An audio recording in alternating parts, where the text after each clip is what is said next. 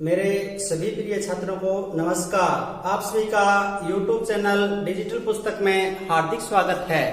आज हम कक्षा 8 विज्ञान विषय को पढ़ेंगे। आप सभी को मैं बता दूं कि हम कक्षा 8 के विज्ञान विषय को भी अब इस YouTube चैनल पर पढ़ने वाले हैं। YouTube चैनल पर कक्षा 8 विज्ञान में सबसे पहले हम पढ़ेंगे फसल उत्पादन एवं प्रबंधन। पहला ही पाठ है अपना फसल उत्पादन एवं प्रबंधन। तो देखिए, सबसे पहले हम इस पाठ का जो नाम है उसका हमें अर्थ पता होना चाहिए कि फसल उत्पादन।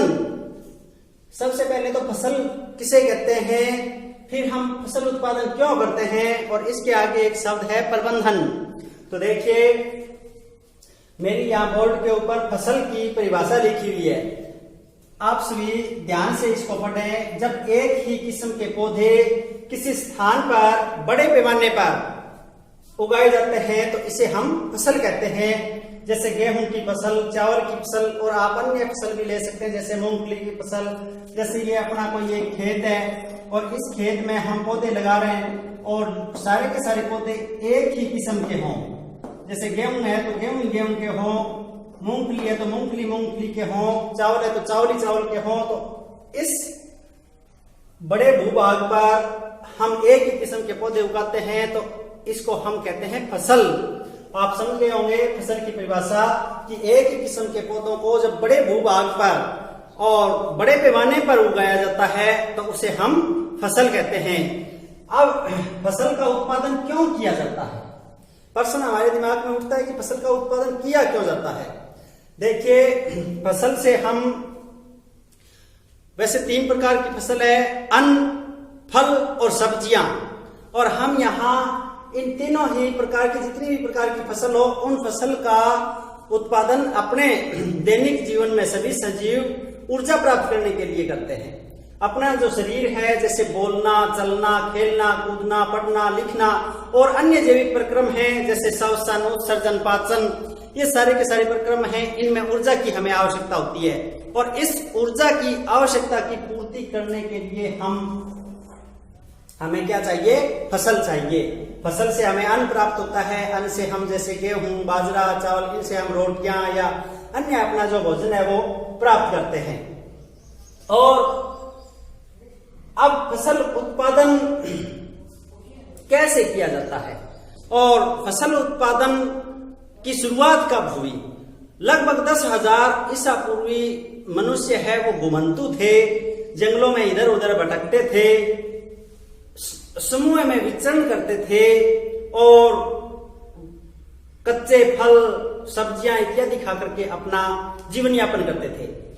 धीरे धीरे वो मनुष्य शिकार करने लगे और आने वाले समय में खेती करना शुरू कर दी, कृषि, और उससे क्या है, फसल उत्पादन करना शुरू किया। एक ही प्रकार के पौधों को उगा करके बड़े भूभाग पर उन्होंने फसल प्राप्त करनी शुरू कर दी। देखिए, अपना जो भारत देश है उसकी जलवायु परिस्थितियां जैसे तापमान, आर्द्रता, वर्षा वो अलग अलग है, क्योंकि भारत है वो एक बहुत बड़ा भूभाग है और उसके अलग अलग भागों में इनकी जो परिस्थितियां हैं वो अलग अलग हैं, जलवायु परिस्थितियां वो अलग अलग हैं। इसलिए वहां पर जो बोई जाने वाली फसलें हैं वो भी अलग अलग हैं। जैसे कहीं पर चावल बोया जाता है तो कहीं पर बाजरा बोया जाता है, कहीं पर गेहूं। इस तरह से परिस्थिति के अकॉर्डिंग फसलों का उत्पादन किया जाता है। और मोटे तौर पर हम फसलों को 2 ही भागों में बांटते हैं, खरीफ फसल और रबी फसल। ये आपने कक्षा 6-7 में आपने सुना ही होगा, खरीफ की फसल किसे कहते हैं, रबी की फसल किसे कहते हैं, इसके उदाहरण। चलिए हम खरीफ की फसल और रबी की फसल की परिभाषा लिखते हैं और उसके 2-2, 3-3 उदाहरण लिखते हैं। देखिए, फसल 2 प्रकार की हैं, खरीफ फसल, रबी फसल। अपने यहाँ 2 ही प्रकार की फसलें पढ़ेंगे। वैसे जायद फसल भी आती है। हम यहाँ खरीफ फसल और रबी फसल की सबसे पहले परिभाषा पढ़ते हैं, समझते हैं कि खरीफ फसल कहते किसे हैं और रबी फसल कहते किसे हैं। तो खरीफ फसल की परिभाषा है कि वह फसल जिसे वर्षा ऋतु में बोया जाता है। कौन सी ऋतु में? वर्षा ऋतु में बोया जाता है। और हमें पता होना चाहिए कि वर्षा ऋतु कौन सी है। और उदाहरण 5 उदाहरण यहाँ दे रखे हैं हमने खरीफ फसल के। बाजरा, मक्का, मूंगफली, कपास, धान, ये 5 उदाहरण आप लोगों को खरीफ फसल के अच्छे तरह से याद होने चाहिए। और वर्षा ऋतु ये भी हमें पता होना चाहिए, ये नहीं है कि बरसात हो गई उसे ही वर्षा ऋतु कहते हैं। वर्षा ऋतु जून से सितंबर तक की जो 4 महीने की अवधि है, उस अवधि को हम वर्षा ऋतु कहते हैं, क्योंकि ज्यादातर भारत में इन 4 महीनों में ही बरसात होती है, इसलिए इसे वर्षा ऋतु कहते हैं। और रबी फसल शीत ऋतु में उगाई जाने वाली, सर्दी में शीत ऋतु में उगाई जाने वाली फसल रबी फसल कहलाती है। और शीत ऋतु कौन सी है? अक्टूबर से लेकर के मार्च तक की जो अवधि है वो लगभग शीत ऋतु में आती है। और इसके उदाहरण है गेहूं, चना, सरसों, मटर, अलसी। ये 5 उदाहरण तो यहाँ रबी फसल के हैं, 5 उदाहरण यहाँ खरीफ फसल के हैं। इनके 5-5 या 4-4 उदाहरण आपको अच्छी तरह से याद होने चाहिए और इनकी परिभाषा आप लोगों को पता होनी चाहिए। ऋतुओं में आपको ऋतुओं की भी पता होना चाहिए कि कौन सी ऋतु शीत ऋतु है, कौन सी वर्षा ऋतु है, कौन सी ग्रीष्म ऋतु है। तो इनको 4-4 महीनों के भागों में इसे डिवाइड किया हुआ होता है।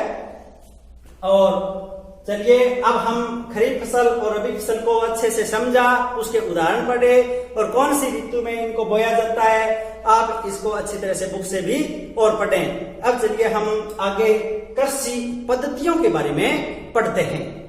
आगे हम पढ़ते हैं कृषि पद्धतियां। कृषि पद्धतियां का मतलब है खेती हम किस प्रकार से करें। आप सभी ज्यादातर किसान वर्ग से आते हैं, तो आप लोगों को पता भी होगा कि खेती कैसे की जाती है, आप खेत में भी जाते होंगे। देखिए, कृषि पद्धतियों में हम मुख्य रूप से 7 चरणों का जिक्र करेंगे।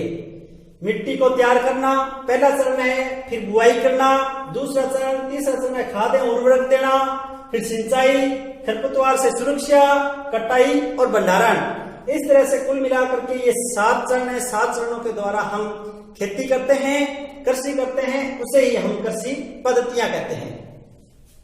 अब सबसे पहले हम पहला चरण पढ़ेंगे, मिट्टी तैयार करना। किसी भी फसल को बोने से पहले अपने खेत की मिट्टी को हमें तैयार करना होता है। तो हम कैसे करते हैं, या हमारे जो माता पिता किसान हैं वो इस मिट्टी को तैयार कैसे करते हैं? इस मिट्टी को हल चला करके उलटते पलटते हैं, पोला करते हैं। और हल चला करके उलटना पलटना पोला करना, मिट्टी को पोला करना जुताई कहलाता है। और ये कार्य हम फसल बोने से पहले करते हैं। कई किसान तो पहले खाद छिड़क करके उसके ऊपर हल चलाते हैं। हल लकड़ी का होता है और उसके अंदर एक नीचे लोहे का फाल लगा होता है, और हल सेफ्ट जिसे हाल बोलते हैं, हम पशुओं के, ऊंट के या बलद के जोड़ करके उसको खेत में चलाते हैं। ये तो अपना पारंपरिक तरीका था। आजकल ट्रैक्टर से कल्टीवेटर यानी एक हलों के, लोहे के हलों से बनी हुई मशीन होती है, वो चला करके मिट्टी को तैयार करते हैं। और मिट्टी को पोला करने में कुछ सूक्ष्म जीव भी हैं जो किसान के मित्र हैं। उसका नाम मैं आप लोगों को बताना चाहूंगा, केंचुआ। केंचुआ किसान का मित्र कहलाता है जो मिट्टी को पोला करता है। और ये मिट्टी को पोला करना और उल्टना पलटना क्यों जरूरी है, आप सभी को मैं इसलिए बता रहा हूं कि अगर आपके नॉलेज में नहीं है, ध्यान में नहीं है, तो सुन लो। मिट्टी के अंदर पोषक तत्व होते हैं जिनसे ही पौधे वृद्धि करते हैं। और मिट्टी के अंदर कुछ मात्रा में वायु भी होनी जरूरी है। जो पोली मिट्टी होगी उसके अंदर वायु होगी, जिससे उस पौधों की जड़ें हैं वो आसानी से शोषण कर सकें। तो इसलिए मिट्टी को पोला करना जरूरी होता है, ताकि उन पौधों की जड़ें हैं वो भी गहराई तक जा सकें और पोषक तत्वों को काम ले सकें। अब चलिए, मिट्टी तैयार करने के बाद में हम आगे बढ़ते हैं बुआई। जो बुआई है वो कृषि पद्धति का महत्वपूर्ण और मुख्य टॉपिक है। बुआई करना मतलब बिजाई करने को बोलते हैं। और बिजाई करने के लिए सबसे पहले हमें अच्छी उन्नत किस्म का बीज होना आवश्यक है, जरूरी है। अच्छा, अपने घरों का बीज है तो उसको हम क्या करते हैं, पानी में भिगो करके जो भारी बीज होते हैं वो तो पेंदे में बैठ जाते हैं, हल्के बीज होते हैं, कचरा होता है वो ऊपर आ जाता है, उनको हटा देते हैं और उन बीजों को सुखा लेते हैं और उपचारित करके भी हम अच्छी गुणवत्ता के जो ज्यादा पैदा देने वाले होते हैं बीज, उनकी हम बुआई करते हैं। और बुआई करने के लिए या तो सिंचाई की जरूरत है या वर्षा हो गई तो वर्षा होने के बाद में भी बुआई की जा सकती है। बुआई भी हल के द्वारा की जाती है, ऊंट से, बलद से, और हल के पीछे एक टीपाकार लोहे का, जिसे बांसिया बोलते हैं अपनी साधारण भाषा में, उसकी सहायता से किसान खेत में उचित दूरी पर पौधों को जमीन के अंदर बोता है, इसे बुआई करना कहते हैं। ये तो हुआ पारंपरिक तरीका। और आजकल आधुनिक तरीकों में ट्रैक्टर के पीछे एक सीड ड्रिल नामक यानी बुआई करने की, बिजाई करने की मशीन होती है, जिसके अंदर बीज को डाल दिया जाता है और उसके अंदर छेद होते हैं और पाइप लगे हुए होते हैं जो हल के पीछे होते हैं, और उनमें से एक एक करके उचित दूरी पर बीज गिरते रहते हैं और वो मिट्टी से ढक भी जाते हैं ताकि कोई जो पक्षी वगैरह हैं वो उन बीजों को उठा करके ले न जाए। इसलिए जो हल चलता है उसके पीछे थोड़ी थोड़ी मिट्टी भी डालनी जरूरी होती है। ये अपना प्रक्रम था बुआई का। बुआई में हमें सबसे महत्वपूर्ण बात क्या ध्यान में रखनी है? उन्नत किस्म का बीज और सिंचाई या फिर वर्षा। इसके बाद में हम उपयुक्त समय आने पर बुआई कर देते हैं। बुआई करने के बाद में 5-7 दिन बाद में हम जाकर के खेत को देखते हैं तो छोटे छोटे पौधे अपने जो बोए हुए हैं वो अंकुरित होकर के बाहर आ जाते हैं और इन पौधों को अब अच्छी वृद्धि ग्रोथ करने के लिए इसके अंदर खाद या उर्वरक दिया जाता है। खाद तो जैविक प्रक्रम है और ये जो जीव जंतु हैं और मनुष्य है, इनके जो अपशिष्ट पदार्थ हैं या खेती से बचा हुआ जो कचरा है उनसे खाद प्राप्त होती है। इसको हम कोई गड्ढे में डाल देते हैं और ये क्या है, सड़ गल करके तैयार हो जाती है। और आपने वर्मी कंपोस्ट के बारे में जाना होगा, केंचुआ भी खाद बनाता है। गोबर है, इसमें कुछ पानी डाल करके हम गड्ढे में मिट्टी में डाल देते हैं, उसमें कुछ केंचुए होते हैं तो वो उसको क्या करते हैं, खाद में बदल देते हैं, उसे हम वर्मी कंपोस्ट बोलते हैं। वो भी पौधों के लिए बहुत ही लाभदायक है। और उर्वरक है वो फैक्ट्रियों में तैयार होता है, रासायनिक पदार्थ हैं जैसे यूरिया, डीएपी, एनपीके, ये पोटास, इस तरह से कई नाम से ये बाजारों में हमें थैलों में पैकिंग उर्वरक की मिलती है। खाद और उर्वरक में हमें अंतर करना आना चाहिए। उर्वरक है वो खाद से पौधे को तो ज्यादा वृद्धि देता है क्योंकि उसमें भरपूर पोषक होते हैं, लेकिन जमीन के लिए प्रदूषण की दृष्टि से खाद उपयुक्त होता है, इससे मिट्टी का प्रदूषण नहीं होता है और ये क्या है, प्राकृतिक होता है, जैविक होता है। और ये उर्वरक हैं, ये रासायनिक पदार्थ हैं, ये मिट्टी को भी प्रदूषित करते हैं, फसलों को भी प्रदूषित करते हैं, इसलिए खाद है वो उर्वरक से बढ़िया होता है। और इसके बाद में हम पढ़ते हैं आगे, अगला अपना जो प्रक्रम है वो सिंचाई। अब पौधे जो उग गए उनमें खाद डाल दी हमने या उर्वरक डाल दिया, तो अब उसके अंदर सिंचाई की बहुत ही जरूरत है। क्यों? जल ही जीवन है। जितने भी सजीव हैं उनको जल की बहुत ही जरूरत होती है। जल से पौधे हैं वो अच्छी ग्रोथ करते हैं। उनके जो प्रक्रम है, श्वसन की प्रक्रिया है, प्रकाश संश्लेषण की है, वाष्पोत्सर्जन की है, उन सारे प्रक्रमों में जल की आवश्यकता होती है। और जल से क्या होता है, वो जड़ों से पानी को जो अवशोषित करते हैं उसके साथ साथ पोषक तत्वों को भी अवशोषित करते हैं। इसलिए सिंचाई है वो पौधों को अच्छी वृद्धि के लिए बहुत ही जरूरी होती है। अगर समय पर सिंचाई नहीं हुई तो वो फसल क्या है, खराब भी हो सकती है और उससे कम पैदावार भी हो सकती है। सिंचाई के साधन पारंपरिक साधनों की बात करें तो वो कोई डेंगुली है, मोट है, रहट है, इस तरह के साधन होते हैं। रहट में क्या होता है, एक बलद होता है, वो एक कुएं के चारों ओर इस तरह से चक्कर लगाता है और उनसे एक पात्र जुड़ा होता है जो कुएं के अंदर से पानी को बाहर निकालता रहता है, और एक दूसरा होता है जो अपने हाथों से भी खींच करके पानी को कुएं से बाहर निकाल करके पौधों में देते हैं। ये पारंपरिक विधियां थी। अब ऐसी विधियों को कोई भी काम में नहीं लेता है। आधुनिक जो विधियां हैं वो बहुत ही महत्वपूर्ण विधियां हैं, वो आप लोगों को पता होना चाहिए। एक तो छिड़काव तंत्र और एक ड्रिप तंत्र। छिड़काव तंत्र में क्या होता है, फुहारा सिस्टम होता है। अपने कुओं, ट्यूबवेल, इनमें क्या है, डिक्कियों से खेत की जो हम सिंचाई करते हैं फुहारे लगे हुए होते हैं और वो जैसे वर्षा होती है उसी आधार पर छिड़क करके पौधों को पानी दिया जाता है। और ड्रिप तंत्र के अंदर क्या होता है कि बूंद बूंद सिंचाई विधि, टपकन विधि भी बोलते हैं इसको, जड़ों में सीधा बूंद बूंद करके पानी जाता है, इससे पानी की बचत भी होती है। तो ये आधुनिक सिंचाई की विधियां थी। इसके बाद में हम चलते हैं खरपतवार से सुरक्षा। अब जो हमने पौधे बो दिए, खाद भी दे दी, सिंचाई भी कर दी, तो इन जो फसली पादप है उनके साथ साथ अवांछित पौधे जिनकी हमें बिल्कुल जरूरत नहीं है वो पौधे भी उस फसल के साथ में उगाते हैं। ऐसे पौधों को हम खरपतवार बोलते हैं। अपने इन खरपतवार पौधों को अपने माता पिता को देखा होगा, कसिया चला करके इनको काटते हैं, उसको निराई बोलते हैं। खोदी निकालना भी इसे अपनी भाषा में कहते हैं। और अगर ये कचरा ज्यादा है तो इसके लिए कुछ रासायनिक पदार्थ खरपतवार नाशी बोलते हैं उनको, उनका छिड़काव करके, जहर छिड़क करके भी इनको नष्ट किया जाता है। और एक खरपतवार नाशी का नाम मैं यहाँ आपको बताऊंगा, 2,4-D। इस नाम का जहर भी आता है जो ये छिड़काव किया जाता है, जिनसे ये अवांछित पौधे हैं वो नष्ट हो जाते हैं। लेकिन इनसे क्या है, जो मृदा की है वो उर्वरा शक्ति है कम हो जाती है।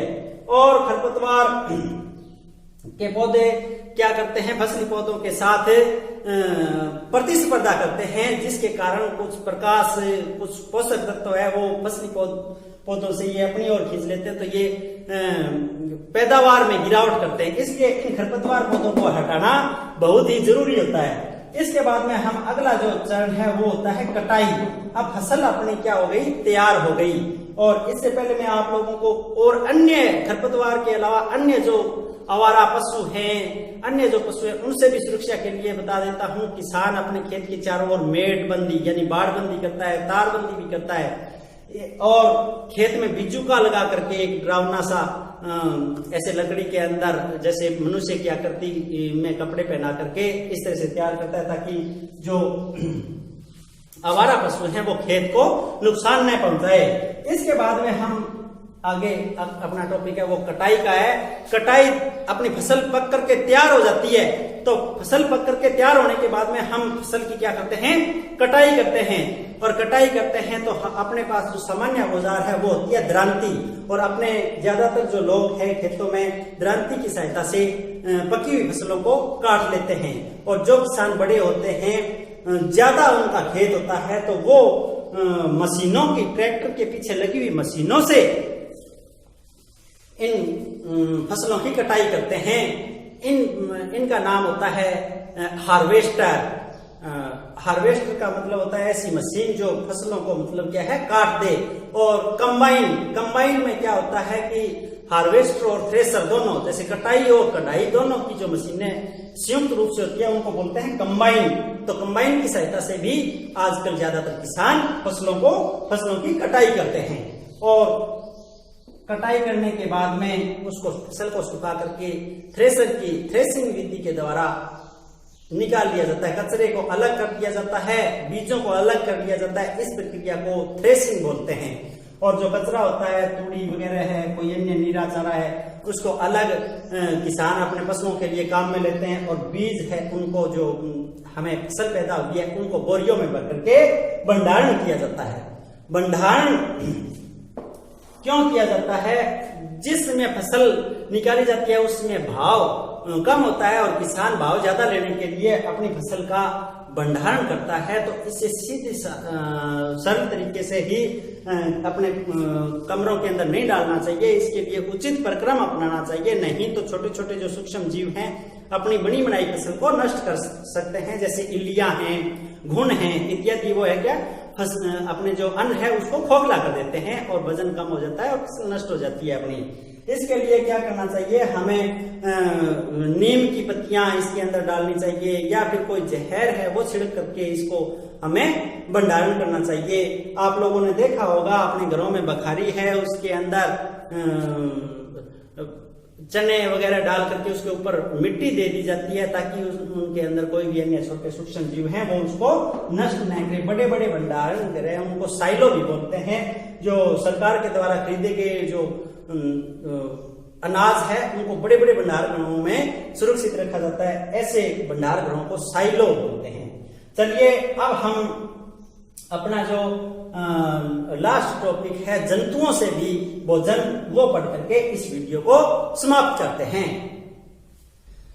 अपना अगला टॉपिक जंतुओं से भोजन, उससे पहले हम खाद एवं उर्वरक में अंतर जानना जरूरी है। ये परीक्षा की दृष्टि से महत्वपूर्ण है। परीक्षा में अक्सर प्रश्न पूछा जाता है कि उर्वरक एवं खाद में अंतर लिखिए। तो यहाँ मैंने 4 अंतर लिख रखे हैं। आपकी सारणी बना करके कम से कम 3-4 अंतर लिख लें और उनको याद करें। उर्वरक क्या है? मानव निर्मित लवण है। और खाद है वो प्राकृतिक पदार्थ है। ये तो मनुष्य के द्वारा निर्मित है और ये प्रकृति के द्वारा निर्मित है। और इसका उत्पादन, उर्वरक का उत्पादन फैक्ट्रियों में किया जाता है और इसका खेतों में तैयार की जाती है, फैक्ट्रियों में नहीं। और इससे मिट्टी में ह्यूमस प्राप्त नहीं होती और इससे मिट्टी में प्रचुर मात्रा में ह्यूमस प्राप्त होती है। जैसे खाद से, जैसे पत्तियां वगैरह, छोटे छोटे आपने खाद को देखा होगा, मिट्टी अच्छी तरह से, ऊपरी जो भूमि है उसको ह्यूमस बोलते हैं। पत्तियों से, पेड़ पौधों की पत्तियों से इनसे ह्यूमस प्राप्त होती है। और उर्वरक में पादप पोषक अधिक मात्रा में, प्रचुर मात्रा में होते हैं, जबकि खाद में जो पादप पोषक हैं वो इसकी तुलना में कम होते हैं। और पादप पोषक जैसे नाइट्रोजन, फास्फोरस, पोटेशियम ये होते हैं, ये खाद में कम होते हैं और उर्वरक में ज्यादा होते हैं। तो चलिए ये उर्वरक और खाद में अंतर पढ़ने के बाद में हम खाद से लाभ भी पढ़ते हैं। खाद है वो उर्वरक की अपेक्षा मिट्टी के गठन यानी सुधार करता है, उसकी जो संगठन है उसमें सुधार करता है। इससे मित्र जीव हैं किसान के, वो ज्यादा पनपते हैं और इससे मिट्टी भुरभुरी हो जाती है, सरंदर हो जाती है, जिससे वायु का आवागमन आसानी से हो सके। ये खाद के लाभ भी है।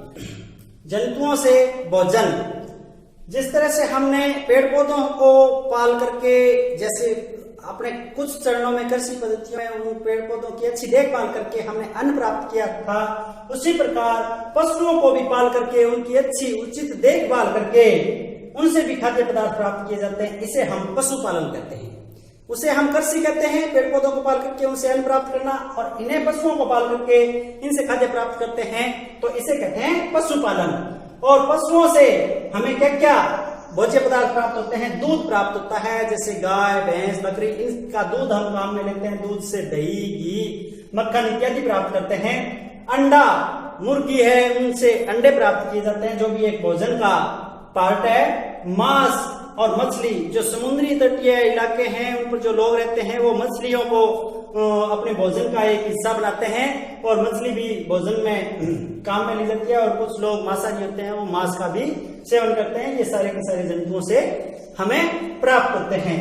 आज के इस वीडियो में बस इतना ही। आज हमने पाठ पढ़ा फसल उत्पादन एवं उसका प्रबंधन, उसका हमने मैनेजमेंट कैसे किया, किस तरह से हमने फसल का उत्पादन किया, और आप बच्चों के अच्छी तरह से मेरा बताया गया हुआ जो बात है, बताई हुई बातें हैं, वो अच्छी तरह से आपके समझ में आई होंगी। एक बार आप इस पाठ को पढ़ करके, मेरी जो वीडियो है इसको देख करके आप इस पाठ को आसानी से समझ सकते हैं। आप सभी का दिन शुभ। धन्यवाद।